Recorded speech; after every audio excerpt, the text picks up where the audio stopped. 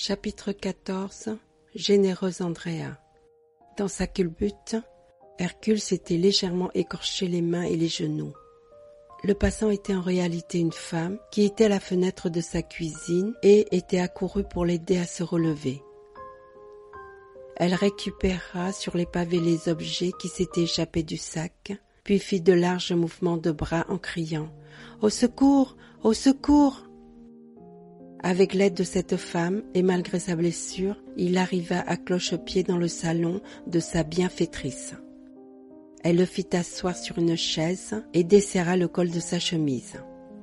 La pièce était sobrement meublée, dépouillée de toute décoration, hormis un vase de fleurs séchées posé sur une boîte en carton. Un cabot grognait derrière une porte fermée. Hercule avait toujours craint les chiens. « J'ai quelque chose de cassé ?» demanda-t-il. Elle articula des termes médicaux qu'il ne saisit pas. « Il y avait un petit pot de confiture, annonça-t-il d'une voix anxieuse. « Il est cassé ?» La femme acquiesça d'un mouvement de tête, saisit son bras, posa ses doigts sur son poignet, murmura un décompte en fixant un cadre accroché au mur, comme si elle devinait des silhouettes au-delà des cloisons. Elle semblait jeune, deux rides en forme de V encadraient son visage pâle et fatigué.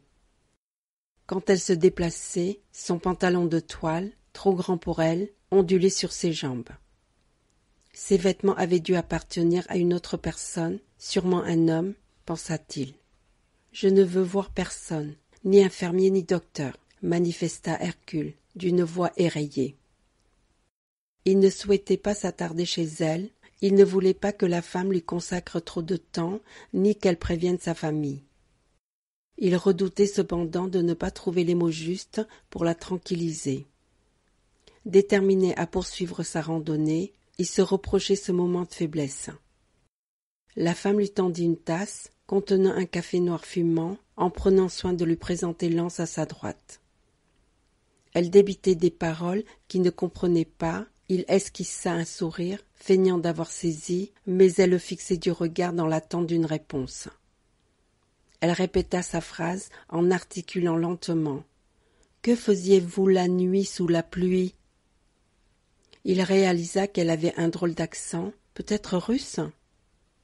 Le chien se heurtait avec force contre le bas de la porte, qui lui barrait provisoirement l'accès à la pièce. Il reniflait bruyamment. Ce grognement ressemblait davantage à ceux d'un animal féroce qu'à ceux d'un toutou de salon. Dario évoquait souvent ce genre de molosse pour garder son garage. Hercule annonça à la jeune femme qu'il souhaitait s'en aller. Elle lui proposa un autre café. Il lui raconta son aventure, elle écoutait avec bienveillance. Il confirma sa volonté de poursuivre son trajet, de ne pas voir un médecin, et surtout de respecter son engagement vis-à-vis de son père Édouard. Il trempa ses lèvres dans la tasse en observant la fenêtre. Dehors, à chaque rafale, les branches d'un arbre cognaient la façade de la maison. Plus loin, un alignement de lampadaires projetait une lumière blafarde sur les trottoirs. Hercule craignait de se retrouver dans la rue, cependant il ne pouvait abandonner. Lorsqu'il se retourna, elle le fixait toujours du regard, les traits de son visage semblaient figés. « Mais vous êtes dans un tel état de délabrement. » Elle prononça ce verdict sans un soupçon d'émoi ou de sentiment. « Oui, acquiesça Hercule. Vos godasses prennent l'eau, vos jambes sont fatiguées, vos lunettes aussi. » Elle tenait une moitié des montures dans chaque main. « C'est partout déglingué. Comment voulez-vous, dans ces conditions, arriver sur la Côte d'Azur ? » Vous avez raison, je suis dans un sale état. Il inclina la tête, le bas de son pantalon était taché de boue et déchiré aux genoux, le cuir de ses godillots était imbibé d'eau. Il se reprocha de ne pas s'être déchaussé en entrant. « J'avoue que le chemin est terriblement long jusqu'à Vallauris. J'avoue que je ne suis pas vêtue pour ce genre de voyage. J'avoue que je n'ai pas l'entraînement indispensable pour un aussi long trajet. mais je ne pourrais expliquer pour quelle raison je suis convaincue de réussir, alors que tout s'oppose à moi, même si mon cerveau me souffle que je devrais abandonner.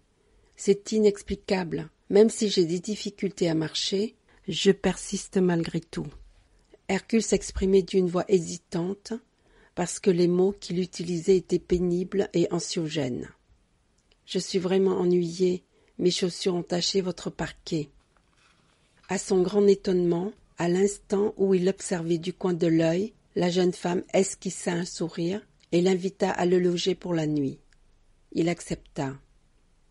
Avant d'entreprendre la montée des marches, elle donna un coup de talon dans la porte qui le séparait du molosse, puis proposa à Hercule de la suivre.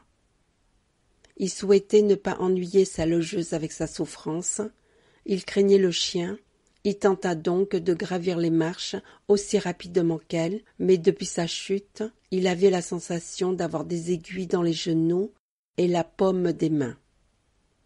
Pendant l'ascension, la jeune femme lui précisa qu'elle se prénommait Andrea, qu'elle était originaire de Cracovie en Pologne, s'excusant de proposer à Hercule une si modeste tanière et du tapage provoqué par les aboiements. Maurice avait lu dans les journaux que les gens comme elle avaient fui le régime fasciste pendant la guerre. On a estimé que ce trou perdu serait passager, souligna-t-elle. Hercule feignit d'être habitué à ce type de langage, ne voulant pas passer pour quelqu'un d'indélicat. « Je critique beaucoup trop, avoua-t-elle, comme si elle lisait dans ses pensées. « C'est chez vous, Andrea ? Vous pouvez raconter ce que vous voulez. » Sur le palier du bas, le chien enchaînait des grognements en continuant à gratter la porte.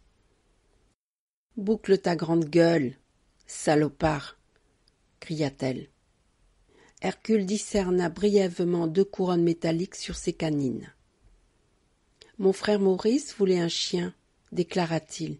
« Il n'est pas à moi, c'est le cabot de mon ami. » À l'étage, elle poussa le battant d'une porte et recula pour qu'il puisse pénétrer dans la pièce. Cela sentait la peinture. Les murs étaient d'un jaune pisseux. Sur le lit, 2 coussins rouges ornés de broderies en forme de cœur reposaient sur un édredon rose. Hercule fut ému de découvrir qu'Andrea, malgré sa rudesse, avait eu la volonté de décorer la chambre. À l'extérieur, les rameaux de l'arbre effleuraient les vitres de la fenêtre. « Vous serez bien là. »« C'est calme, » dit-elle. Il la remercia. Dès qu'il entendit redescendre l'escalier, il s'allongea sur le lit.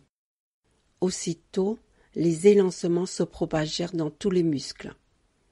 Il était conscient qu'il devait bien examiner les coupures et les laver, mais il n'avait plus la force de bouger, il n'avait même pas suffisamment d'énergie pour enlever ses godillots. Il ne savait pas comment il allait poursuivre sa marche, il était effrayé de se sentir seul, loin de chez lui, loin de sa ferme. Cela le projeta dans son adolescence, lorsqu'il se dissimulait dans un placard pendant que son père s'effondrait dans les bouteilles vides ou qu'il pratiquait de drôles d'attouchements avec la tante Elvire. Il s'en voulait d'avoir accepté l'offre d'hébergement d'Andrea, il craignait qu'elle prévienne un médecin. Il discernait des voix au rez-de-chaussée. Il prêta l'oreille, mais malgré ses efforts, il n'arrivait pas à saisir le sens des mots. C'était sans doute son ami, peut-être projetait-il de le réexpédier en Allemagne? Il sortit la lettre froissée de son père, mais privé de ses besicles, les mots vacillaient. « Cher Hercule, je t'écris pour te donner de mes nouvelles. Depuis ton départ pour l'Allemagne, les choses ont bien changé ici. Il y a bientôt 7 ans que nous ne nous sommes vus. J'ai beaucoup pensé au passé. Je n'étais toujours pas été un bon père pour toi, je le regrette. Il y a quelques mois, j'ai été opéré, mais j'ai compris qu'il y avait peu d'espoir que je revoie la ferme de Coursegoule. Je voulais te remercier de l'amour dont tu as fait preuve quand tu étais enfant. Transmets mon bon souvenir à Marinette. Je pense encore à Maurice avec affection. Ton père Édouard. Il lui sembla percevoir la voix fatiguée et tremblante de son père, comme s'il était là dans la chambre. Mais le remords était là aussi. Le remords d'avoir abandonné ses parents depuis tant d'années et de n'avoir jamais cherché à rentrer plus tôt au pays. Il devait aller au sud-est, il devait aller à Vallauris pour revoir son père. « Hercule, Hercule, est-ce que vous allez bien ?» Il eut un sursaut. La voix n'était pas celle de Magda, ni celle d'Emma. C'était la voix de la femme qui l'avait recueilli. Il avait des difficultés à dissocier le passé du présent. « Je peux ouvrir la porte ?» demanda-t-elle. Hercule tenta de se lever, mais le battant pivota avant qu'il soit debout. Andrea le découvrit dans une position insolite, à moitié dressé, à moitié assis sur le bord du lit, les jambes pendantes. Elle demeura sur le seuil de la porte, un bassinet à la main, une serviette sur l'épaule et une trousse marquée d'une croix rouge dans l'autre main. « C'est pour vos pieds, » dit-elle en indiquant du menton les chaussures maculées.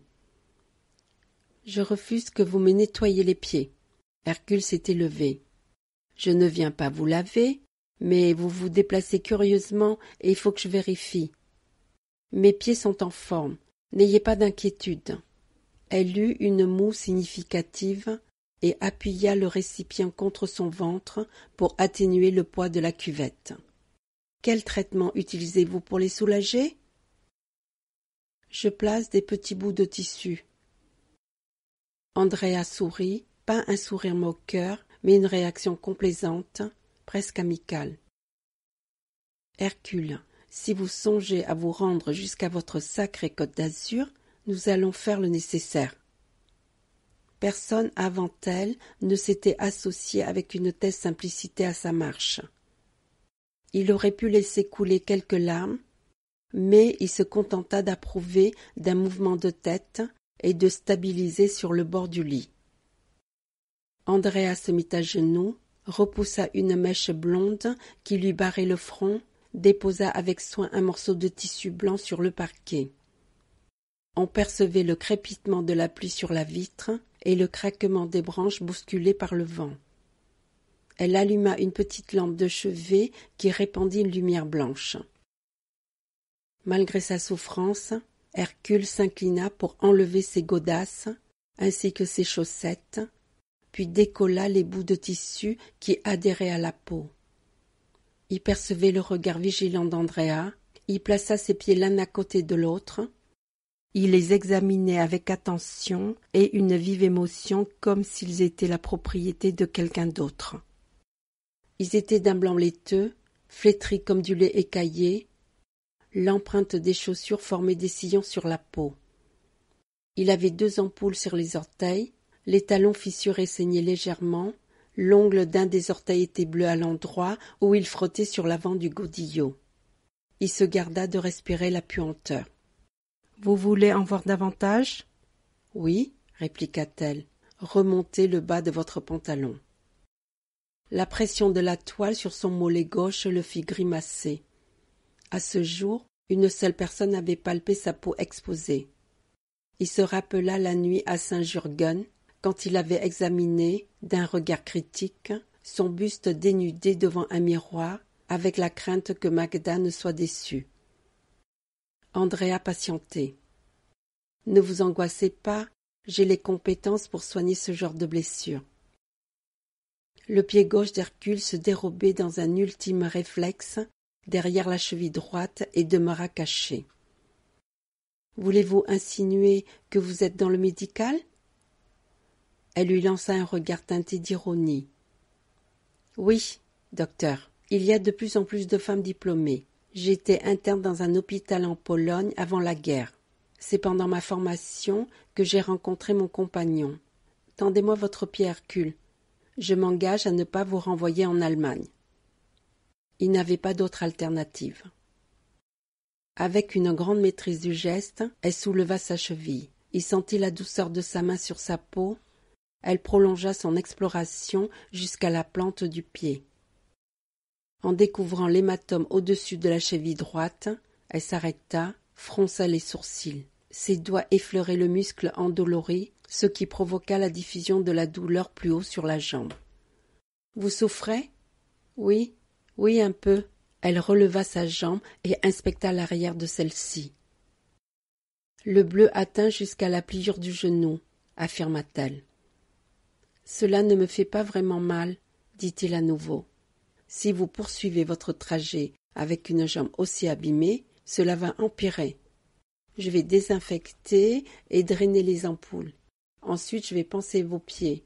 Après, il faudra vous soigner vous-même. » Il regardait chaque geste qu'elle effectuait avec délicatesse. Il la laissa diriger son pied vers une bassine pleine d'eau tiède. C'était un contact physique troublant, presque intime entre Andrea et son pied, mais son pied était le prolongement de son corps. Aussi, il préféra détourner les yeux vers le plafond pour éviter de contempler la femme à ses genoux. Il avait toujours été trop timide, manquant de courage et dénué de personnalité. Les autres mécanos connaissaient des blagues grossières ou posaient des interrogations sur certains sujets délicats qui concernaient la sexualité des femmes. Lui rougissait, craignait de heurter, de donner son opinion sur ce monde secret, inconnu. Il portait chaque jour la même combinaison et se demandait par moments s'il n'appartenait pas à une secte ou à une communauté sortie de son imagination.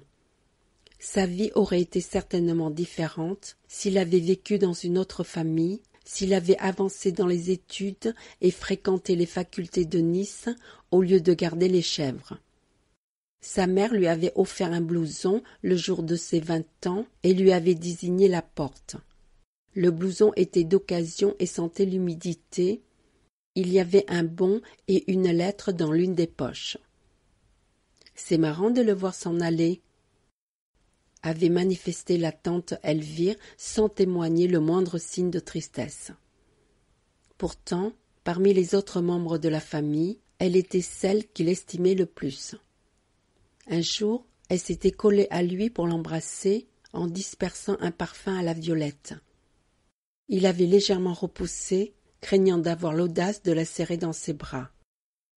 Il avait fui dans la chambre de son père et s'était caché derrière les rideaux.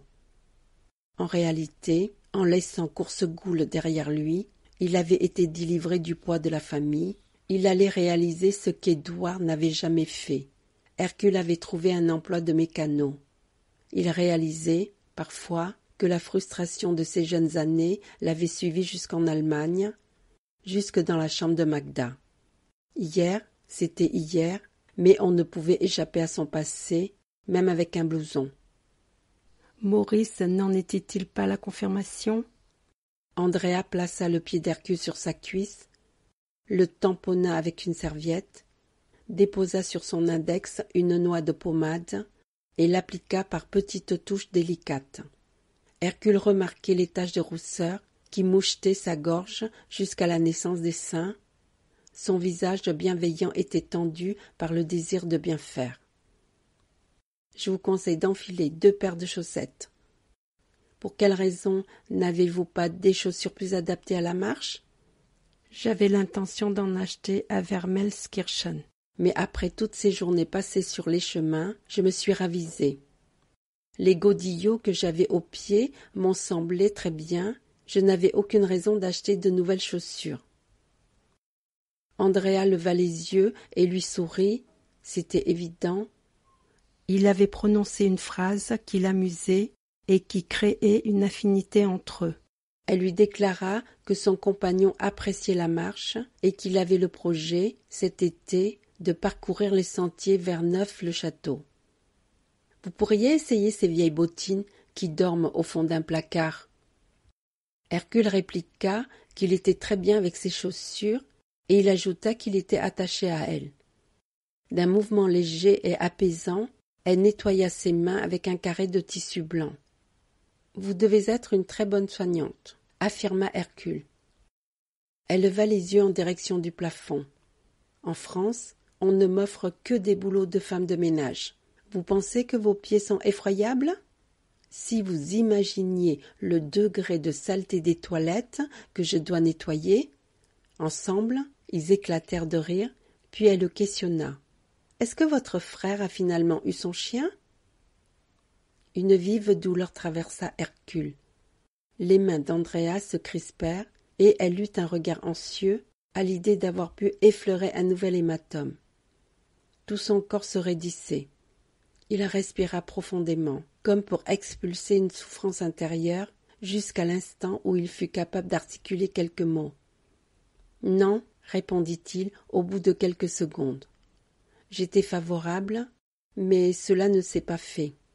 Nous n'avons pas compris, je le regrette. » « Mais c'est ancien. » Andrea recula son siège, pivota légèrement, comme pour donner un horizon nouveau à sa réflexion. « Avec votre frère et votre mère, vous n'avez pas été à la hauteur ?» Cet inconnu était la seule personne qui posait des questions à propos de Maurice. Hercule souhaitait compléter la remarque, mais il ne savait pas par quoi débuter. Il était assis au bord du lit, le pantalon retroussé jusqu'aux genoux, chez une jeune femme étrangère, et il souffrait énormément de l'absence de son frère. « Cela n'aurait rien réglé, » affirma-t-il. Il sentit ses yeux s'humecter, quelques gouttes coulèrent sur ses joues. Andrea saisit un morceau de tissu pour désinfecter les coupures de ses mains, l'alcool piquait, mais il ne réagit pas, il appréciait à nouveau la chaleur des mains de la femme. Plus tard, elle lui indiqua l'emplacement du téléphone. Mais, quand il eut Marinette, la transmission était tellement mauvaise que malgré ses descriptions, elle ne saisissait pas dans quelle ville il était. « Tu te trouves où ?» rabâchait-elle sans arrêt. Il ne souhaitait pas discourir à propos de l'état de sa jambe ni de sa culbute. Il lui déclara que son parcours se déroulait parfaitement et que les journées passaient vite. Malgré le petit cachet blanc que lui avait donné Andrea, il n'arrivait pas à trouver le sommeil. Le carillon de l'église, tout comme le crépitement de la pluie sur les feuilles de l'arbre, contribua à le maintenir éveillé. Régulièrement, il pliait sa jambe pour s'assurer du bon fonctionnement de l'articulation, mais sans oser tendre celle-ci complètement. Il se remémorait la chambre de Maurice, avec ses tentures vertes, puis la sienne, avec son placard qui ne contenait rien d'autre qu'une salopette, un pantalon de velours usé aux genoux, un blouson qui sentait l'humidité et la chambre d'amis qui conservait l'odeur de sa Marinette. Au petit matin, il finit par s'endormir. À son réveil, Hercule étira la jambe droite, puis la gauche, actionna chaque articulation et amorça une série de bâillements à se décrocher la mâchoire. La pluie avait cessé, la clarté de la rue projetait sur le mur l'ombre des croisillons de la fenêtre. Il ferma les yeux et s'endormit à nouveau. Il se réveilla en fin de matinée. Après avoir inspecté sa jambe, Andrea constata un léger progrès, mais déconseilla à Hercule de reprendre immédiatement sa marche.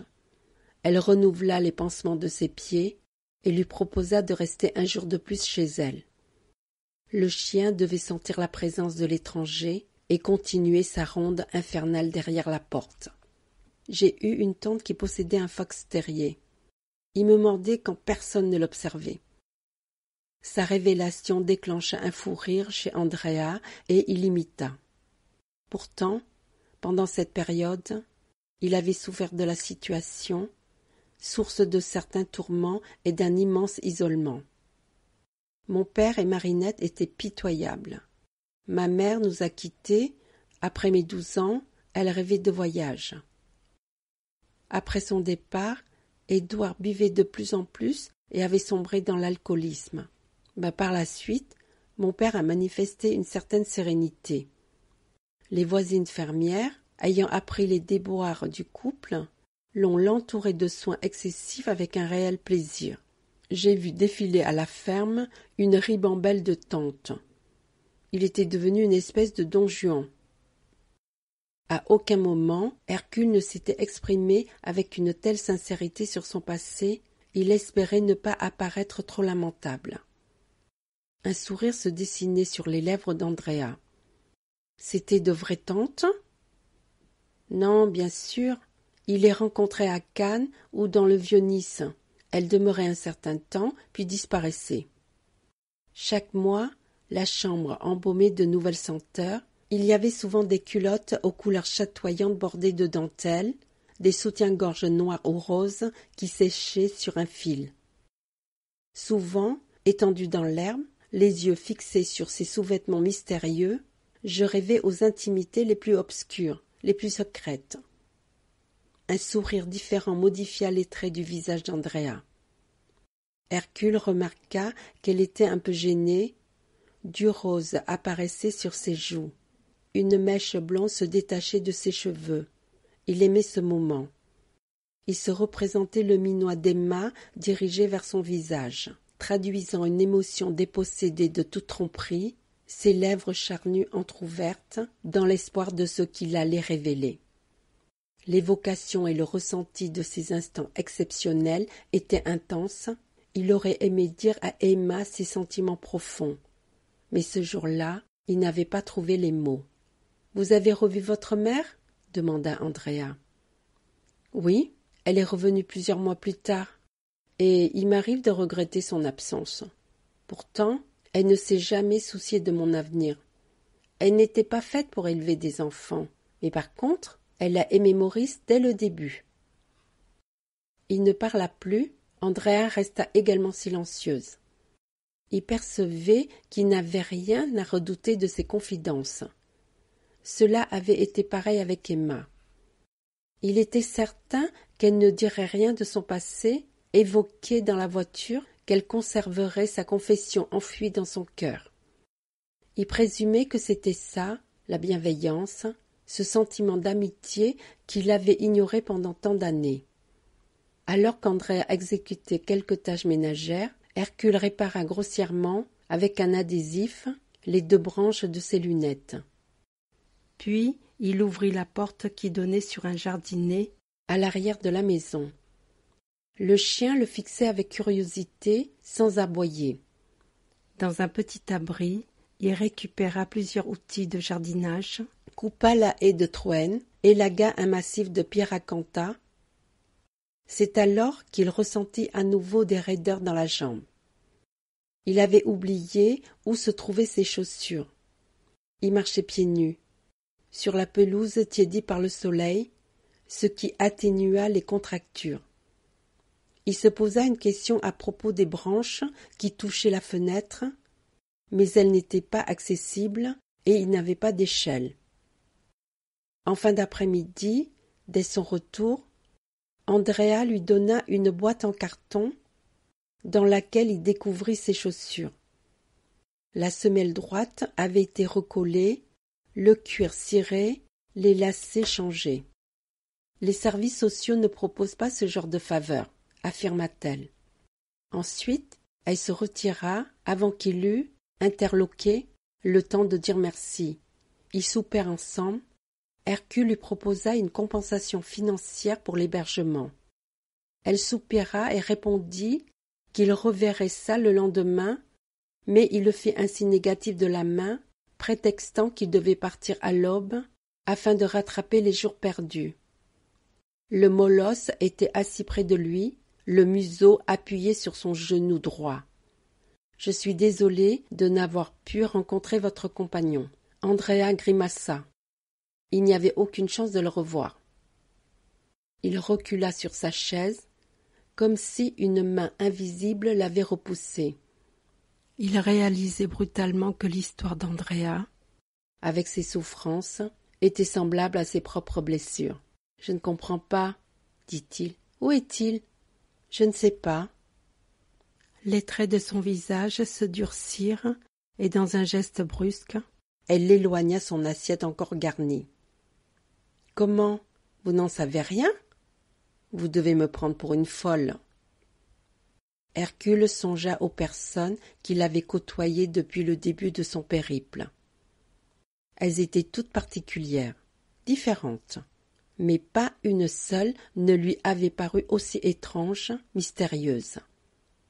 Il pensa à sa propre existence, et se dit qu'elle devait paraître bien quelconque, vue de l'extérieur, alors qu'au fond, elle renfermait des zones obscures et perturbées. « Je ne vous prends pas du tout pour une folle. Je ne vous prends pas du tout pour une folle. » Il avança sa main sur la table, elle la regardait, comme si une main était un objet qu'elle n'avait encore jamais envisagé de prendre, puis elle glissa ses doigts sur ceux d'Hercule. « On est venu en France pour qu'il y ait un meilleur emploi. » Plusieurs mois plus tard, un lundi, une femme arrive avec une valise, un sac et un bébé dans les bras. « C'est à lui ?» qu'elle me dit. Andrea saisit la main d'Hercule en lui comprimant nerveusement ses doigts. Je ne savais pas pour cette femme, ni pour le bébé. 2 jours se sont écoulés, puis elle est revenue. J'ai cru qu'il allait la congédier. Mais il n'a rien fait, au contraire, il a câliné le petit. C'était comme si j'étais une étrangère, une inconnue. Je me suis absentée pour pleurer. À mon retour, ils avaient quitté la maison. Le visage d'Andrea était diaphane, si transparent qu'on voyait les veines de ses tempes. Il a abandonné tous ses objets personnels, ses outils de jardinage, ses bottines de randonnée. Il aimait marcher. Il a même abandonné son chien. Chaque matin, au réveil, je pense qu'il va revenir. La nuit, j'espère entendre ses pas dans l'escalier, mais depuis, je ne l'ai jamais revu. Puis ce fut le silence. Hercule fut à nouveau saisi par la vitesse avec laquelle le quotidien pouvait chavirer en quelques minutes. « Votre ami va peut-être revenir. Il est absent depuis plus d'1 an. Qui peut savoir? Moi je sais. » Elle aspira par le nez en faisant un petit bruit. « Et vous vous rendez sur la Côte d'Azur à pied ?» lança-t-elle. Il redoutait de l'entendre dire qu'il n'y arriverait jamais, mais elle rajouta « Si j'avais votre conviction, votre courage. Mais vous aussi, vous possédez cette force. » « Non, j'espère un événement, une situation, une personne qui changera ma vie, mais cela n'arrivera jamais. » Elle demeura là, sans bouger, et il imaginait qu'elle songeait à son passé. Il savait aussi que sa propre croyance, telle qu'elle était vulnérable. Hercule prit l'assiette d'Andrea et l'emporta à la cuisine. Il emplit l'évier d'eau chaude, lava les assiettes et les poêles sales. Il donna quelques déchets au chien en songeant à elle, qui se languissait en souhaitant l'arrivée d'un homme qui n'arriverait jamais. Il pensa à la comptable du garage, qui essuyait des taches de rouge à lèvres, qui n'existaient pas, voulant effacer l'agression de son patron.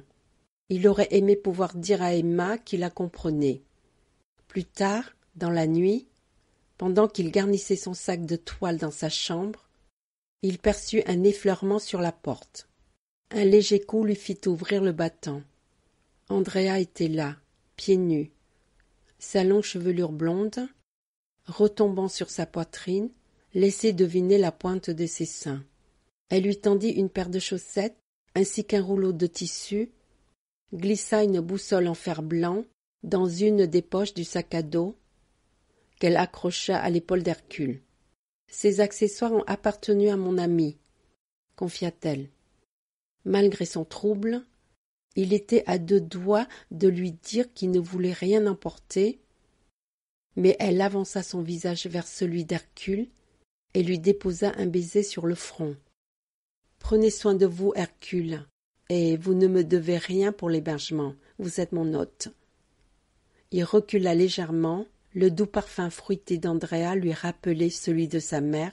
Il lui saisit la main, elle était douce et chaude. Il déposa sur le couvre-lit une simple feuille pliée en 2, où l'on pouvait lire « À Andrea pour sa générosité, 1000 remerciements », avec le rond de serviette qui lui serait plus utile qu'à Emma. Dès le lever du jour, il partit comme il avait annoncé. Au levant, une bande lumineuse s'était élargie pendant la nuit, libérant la clarté du ciel. Il caressa la tête du chien, qui reniflait le bas de son pantalon, et referma lentement la porte d'entrée pour ne pas déranger Andrea. Il se retourna, celle-ci avait le front collé à la vitre de sa chambre. Quand il vit sa silhouette, il lui fit un geste de la main, il accéléra le rythme d'un pas mal assuré, tout en s'interrogeant sur son endurance et la guérison de ses ampoules. Il se reprochait de l'abandonner, seul avec son chien, ses outils de jardin, seul avec ses tourments. Il s'en voulait de la laisser, de disparaître après avoir été si généreusement reçue. Ce qu'il ne vit pas, ce sont les larmes qui coulaient sur les joues d'Andrea. Il n'entendit pas non plus le cri qu'elle poussa. Chapitre 15. Marinette et le voisin. Après sa consultation avec le jeune médecin, Marinette se sentit encore plus angoissée. Elle songeait à sa rencontre avec Emma 10 ans plus tôt. Elle avait des remords de ne pas avoir été aimable avec elle. Depuis l'absence d'Édouard et d'Hercule, les semaines s'enfuyaient, monotones, sans intérêt. Un matin, elle décida de changer les housses d'oreiller pour réaliser ensuite que c'était superflu puisqu'il n'y avait personne pour les tâcher. Tous les soirs, elle dépliait la carte routière sur la paillasse de la cuisine, mais quand elle tentait d'imaginer la position d'Hercule, cela ne faisait qu'affirmer sa sensation d'isolement. Ce néant continu était éternel, qu'elle avait le sentiment d'être inexistante. Marinette se réchauffa un fond de soupe au potiron. Elle se demandait soudain si elle avait pu, innocemment, presque inconsciemment, convaincre Hercule pour qu'il soit en marche vers Vallauris pendant qu'elle demeurait à la ferme. À l'inverse d'Hercule, elle avait suivi des cours par correspondance quand Maurice était à l'école primaire. À quelle époque avait-elle chaviré? Elle s'était passionnée pour son jardin et le petit carré de Coursegoule fournissait des légumes. Elle avait mitonné, mijoté 1000 plats à la recherche de nouvelles saveurs. Ce midi, nous sommes en Espagne, Buen Provecho, avait-elle proclamé à Édouard, Maurice et Hercule en entrant dans la salle à manger, tenant à deux mains une odorante poêle de paella. Aujourd'hui, la nostalgie l'envahissait. Qu'était devenu tout cet esprit de décision, toute cette vitalité? Pour quelle raison n'avait-elle pas davantage voyagé, pas eu davantage de relations sexuelles, alors qu'elle était encore désirable? Elle avait perdu toute envie, tout entrain, elle se sentait en hibernation depuis plusieurs années. Au lieu d'éviter les regards d'Édouard, d'avoir des sentiments inexprimables, elle aurait dû ouvrir son cœur, manifester son affection. Elle venait de réaliser qu'une existence sans passion était la négation de la vie. Elle balança sa soupe de potiron dans l'évier et s'affala sur une chaise, le regard vide. C'est Maurice qui l'incita à avouer à Roger l'hospitalisation d'Édouard. Un soir, il lui affirma qu'il avait pensé aux circonstances et qu'il serait bénéfique pour elle de se confier à lui. Elle éclata d'un rire sonore et répondit qu'elle avait uniquement une relation de voisinage, mais Maurice souligna que Roger était plus qu'un voisin. Manifestement, ils se connaissaient. Cela ne signifie pas que l'on ne discute pas ensemble, affirma-t-elle. Il est arrivé, il y a juste un an, quand sa femme est morte, et de plus je n'éprouvais pas le besoin de parler à d'autres personnes, puisque tu es là, mon chéri. Maurice répondit que c'était vrai, mais cela apporterait un soutien à Roger si elle faisait preuve d'honnêteté envers lui. Elle ne pouvait lui cacher la vérité pendant des mois. Marinette était sur le point d'avouer à son fils qu'elle se languissait lorsqu'il insinua qu'elle devrait le rencontrer sans attendre. « Tu reviens bientôt me voir ?» lui dit-elle. Tout en accompagnant sa réponse d'un mouvement de tête, il lui répondit « Oui ». Quelques jours plus tard, Marinette vit Roger dans son pré. y faucher de l'herbe avec un outil en forme de croissant. Elle demeura près de la clôture légèrement en pente qui dissociait les deux parcelles. « Il fait beau aujourd'hui. Vous allez bien ?» « Je m'attache à bricoler. C'est tout ce qui me reste et ça fait passer le temps. Et comment va Édouard ? » « Il va à peu près bien. » Elle avait les jambes qui flageolaient. Elle se saisit d'un piquet pour maintenir son équilibre. Prit une lente inspiration, comme si elle allait amorcer un nouveau couplet. « Pour tout vous avouer, Roger, il n'est plus à la ferme. Je vous ai dit des mensonges. Je suis confuse. » Elle triturait ses lèvres, baissait les yeux, s'obligeait à cacher sa gêne, comme une gamine prise en faute. Dans le silence vibrant de la campagne, elle perçut le bruit de la faucille qui tombait sur l'herbe. Elle comprit qu'il se rapprochait, elle sentit une odeur de bonbons à la réglisse, à l'instant où il lui dit « Vous pensez vraiment que je n'ai pas remarqué qu'il était arrivé quelque chose chez les Perruchons ?»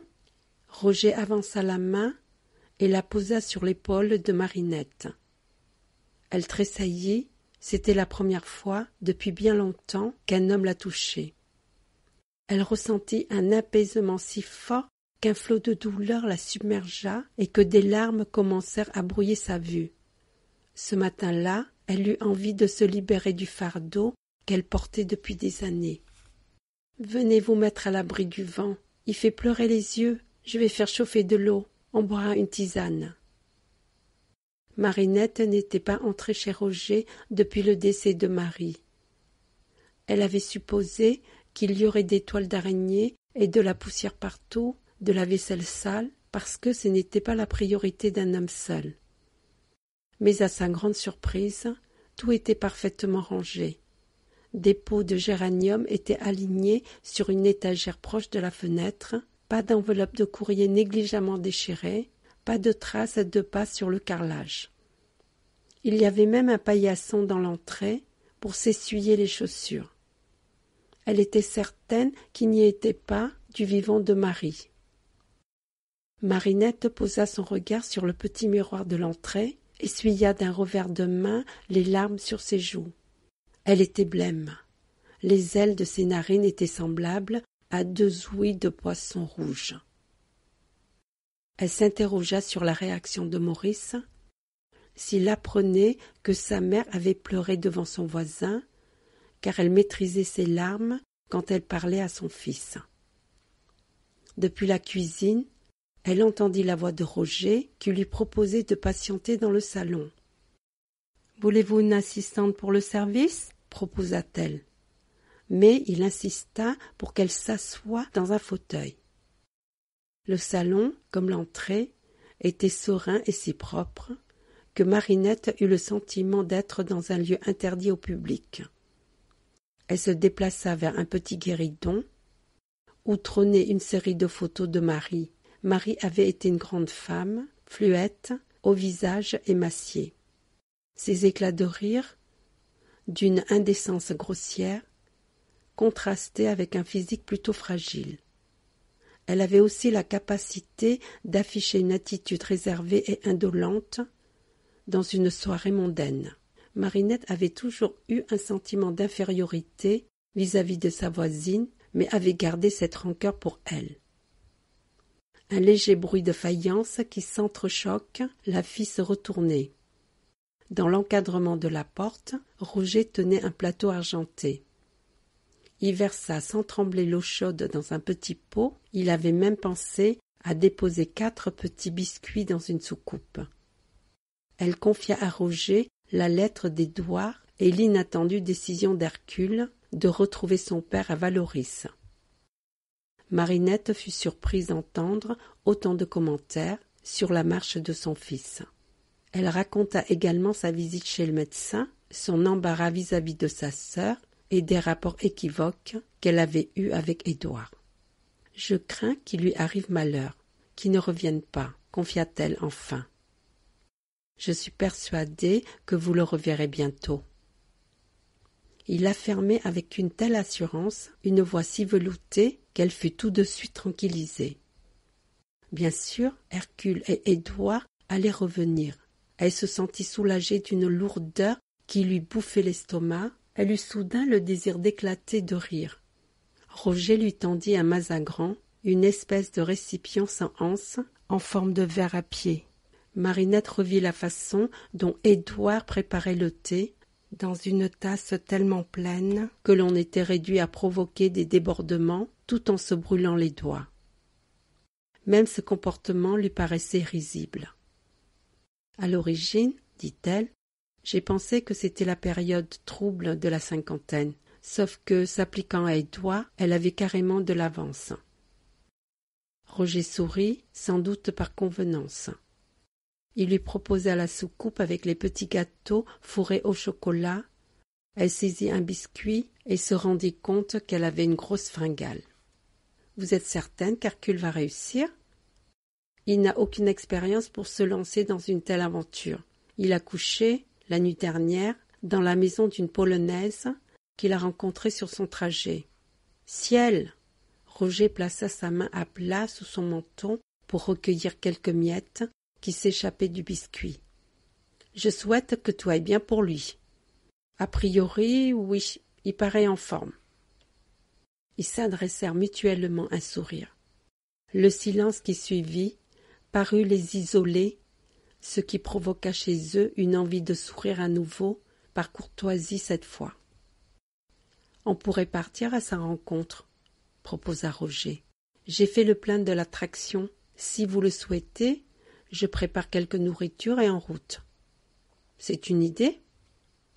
Marinette fit une pause, leva les yeux au plafond. L'absence d'Hercule lui pesait, car elle avait le désir profond de le revoir après une si longue attente. Avec son père mourant, qu'éprouverait-elle s'il ne voulait plus voir sa mère ? Lorsqu'elle envisagea la suite avec Roger, si proche à l'instant où il réaliserait sa proposition, elle vacilla légèrement.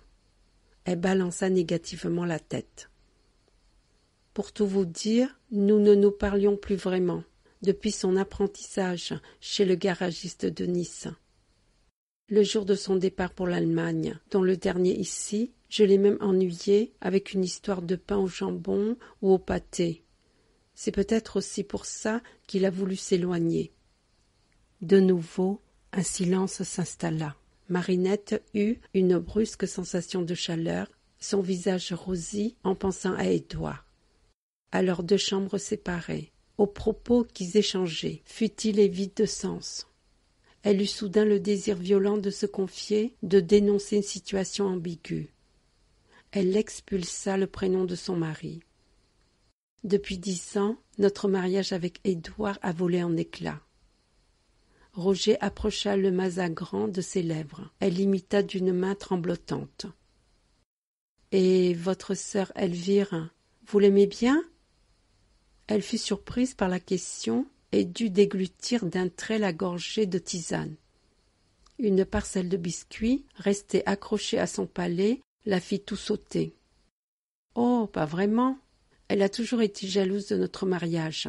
Elle travaillait à la poste de Vence. Je ne la voyais pas souvent. » Elle frappa 3 petits coups répétés sur sa poitrine pour évacuer le biscuit gêneur. Elvire a brusquement disparu, c'est tout ce dont je me souviens. Un matin, Édouard est allé faire des achats à Vence et à son retour, il m'a annoncé qu'Elvire avait été mutée dans une autre ville. Quelle explication donnez-vous à ce départ ? Je n'en sais rien. Des rumeurs ont couru. C'était une période compliquée entre Édouard et moi.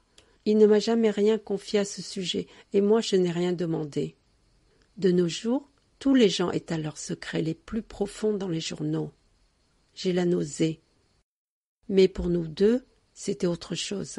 Un jour, nous nous sommes révélés beaucoup de choses, des mots que nous n'aurions pas dû prononcer, à propos de la disparition d'Elvire. Je n'ai pas envie de deviner. Elle fit une pause, redoutant d'avoir été trop loin dans ses sentiments secrets, s'interrogeant « Comment continuer ?» J'ai su bien plus tard qu'elle avait commis quelque chose de pas très bien à la poste. Leur chef était un bonhomme déplaisant, pas du style à pardonner.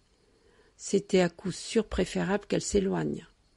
Marinette se rappelait le visage de sa sœur, quand elle l'avait vu pour la première fois, le visage fermé, le regard fuyant. Subitement, le salon de Roger lui parut glacial. Elle serra les bras sur sa poitrine. « Je ne sais pas ce que vous en pensez, mais moi, je boirais bien un verre de vin doux, » proposa Roger en semblant lire dans ses pensées. Depuis Coursegoule via Vence, Saint-Paul-de-Vence, Cagnes-sur-Mer, avec la 15 Citron, ils mirent environ 1 heure pour atteindre le vieil Antibes. Près du port Vauban, en cette fin d'après-midi, l'air iodé était tiède. Marinette avait revêtu une robe à fleurs qui sentait un peu la naphtaline. Dans sa gorge, la froideur du vin s'était convertie en chaleur. L'effet, subitement grisant, l'aida à démêler les tensions d'une situation douloureuse. Elle confia à Roger que cela lui produisait un effet bizarre de rentrer dans un restaurant depuis qu'Édouard était privé d'alcool et qu'elle buvait très peu. Ils levèrent à nouveau leurs verres au voyage d'Hercule. Au creux de son estomac, un sentiment de légèreté lui rappela la période où elle était une jeune fille éprise et passionnée, troublée par les premiers émois. Plus tard, ils marchèrent sur le sentier qui dominait la mer, proche de la masse imposante du vieux fort. Les 2 verres qu'elle avait sirotés lui brouillaient légèrement l'esprit. Un vol de goéland planait sur la brise du large. Roger lui dit qu'il venait souvent sur les remparts voir pêcher les cormorans au plumage sombre. Marie ne se préoccupait pas des oiseaux, ajouta-t-il. Pour elle, ils étaient tous pareils, des plumes et un bec. Marinette écoutait ces paroles d'une oreille distraite. Elle songeait à Édouard et ressuscitait la séquence de leurs premiers instants, 30 ans plus tôt. C'était étrange qu'elle ait refoulé, durant de longues années, les particularités de cette soirée. Elle avait rapidement observé Édouard. Très difficile de ne pas le voir, il frétillait, comme un gardon hors de l'eau, au centre de la piste de danse, les pans de sa veste écossaise ondulant comme des nageoires de poisson. On aurait pu croire qu'il voulait se dégager d'un hameçon qui obstruait sa gorge. Elle n'avait jamais rien vu de semblable. Les jeunes hommes que sa mère lui présentait avaient tous des manières d'être, des attitudes guindées qui ne lui plaisaient pas. Sans doute avait-il perçu son regard, malgré la foule et la demi-obscurité, car il s'était brusquement immobilisé et l'avait dévisagé, continuant à danser en poursuivant son observation. Elle était hypnotisée par la vigueur naturelle qui dégageait. Ensuite, il avait appuyé son regard sur le visage de Marinette, avait contourné les groupes de danseurs, puis s'était assis à côté d'elle, si proche qu'elle percevait l'effluve de son corps excité. À présent, elle se remémorait tout comme si elle y était. La manière dont il s'inclinait, les lèvres proches de sa tempe, écartant une boucle de ses cheveux pour pouvoir lui murmurer quelques mots. La hardiesse de ce mouvement de la main avait provoqué chez elle un léger tremblement des lèvres. Ce soir encore, elle percevait cet ancien frisson sur son cou. Qu'avait-il dit ensuite? Sans doute quelque chose de marrant, qui les avait fait rire aux larmes. Elle avait en mémoire la manière dont les côtés de sa veste tournoyaient derrière lui quand il avait été, à grandes enjambées, chercher une orangeade au comptoir du dancing. Elle avait patienté sans bouger. Ils avaient dansé et ri jusqu'au bout de la nuit, avec un tel laisser-aller, une telle exaltation, qu'ils avaient eu le sentiment de planer au-dessus de la foule. Pendant cette période, la vie était lumineuse, quand Édouard était avec elle. Marinette venait de réaliser que Roger la dévisageait. « À quoi songez-vous, Marinette ?» Elle tourna légèrement la tête vers lui. Il ne vit pas les 2 petites étoiles qui brillaient encore au fond de ses yeux. « Oh, à 3 fois rien !» Assis l'un près de l'autre, ils s'émerveillèrent devant l'immensité.